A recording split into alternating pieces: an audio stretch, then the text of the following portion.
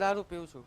હું ધંધો કરું છું. મારી ધંધો છે એમાં હું જુગારમાં પૈસા નાખું છું અને જુગારમાંથી હારી જાઉં એટલે હું દારૂના લતે ચડી. મારી જુગારમાં હારી ગયા એટલે કે પણ જુગાર કર્યા વગર કોઈક ધંધો કર ને.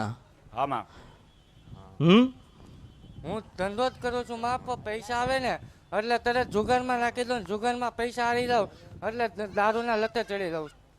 હું બંધ કરવાની ટ્રાય કરું છું પણ છતાંય ગમે ત્યાંથી પૈસા આવે એટલે તરત એમાં જ જતા રહી. સારું. 2 રિવર ભર્યા ને તે મારા કેટલા ભર્યા? 2 ભર્યા. હા બરાબર ને? હા. એક કામ કર, પૈસામાં આવક થશે માસ્તર, આમાં અને કાંઈક બહાર જવાનું મન ના થાય. આમાં દીકરો પીતો હોય, ખોટા આડા આવડા વ્યસન કરતો હોય આમાં તો માનો જીવ તો બળે ને. આમાં માં કોને કહેવા જાય? આમાં માને સંતોષ થાય. આમાં એ કોક માતાએ વાત ખોલી હું મેલડી છો. આમાં એ માનો જે માએ તન જન્મ આપ્યો એ માને ચિંતા, એ માની ચિંતા દૂર કરતી હોય ને તો એનું નામ મેલડી. આમાં બેન શાંતિથી રડ્યા વગર બોલો. અરે માસ્તર, આમાં આ ખુશી ના હાસુ હોય. આમાં મનમાં હોય ને કોની આગળ રોશે, કોને કે છે આમાં એ વાત ખરી આ માડી. છૂટવું તો સપ છોડાવે કોણ, એનું નામ અમર્તની મેલડી. એ વાત ખરી માડી. ભક્તિ તો કરો છો ને, માતાના સંબંધો તો છો તો ખરી ને, કુળદેવીને ખોડિયાલ બધું કરો છો તો ખરી ને, કે મૂળ તારો દીકરો કહેવાય,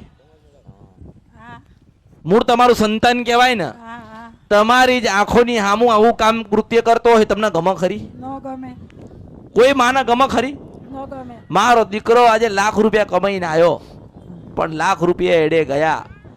માસ તે બ્રહ્માણી ને કે, માસ એટલે મેલડી ને કે, માસ એટલે ખોડિયાલ ને કે, માં તું બેઠી છે મારા દીકરાને હાચવજે, મારા દીકરાને સંભાળજે, મારા દીકરાને આમાંથી વાળજે.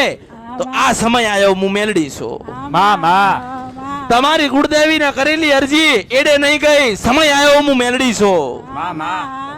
એટલે પહેલા તો તારા દીકરો સંપૂર્ણ સત્યના માર્ગે ચાલશે. આવી બાય ધરી આ અમર્તની મેલડી લે છે.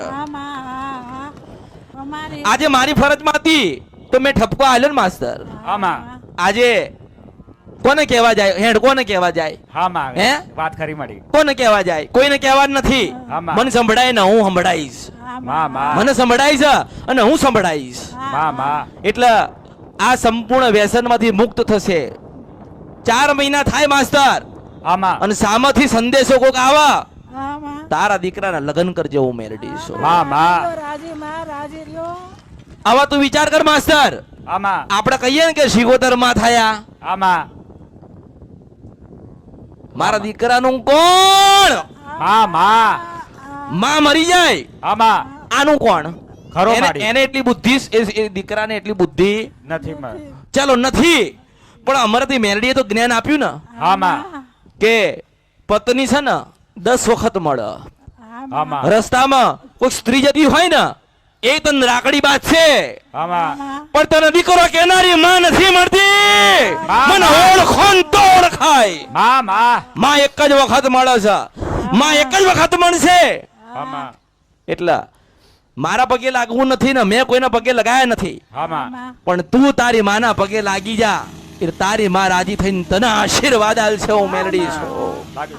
પણ માં આશીર્વાદ આલે જો એની આંખોમાં જો હું મેલડી છું.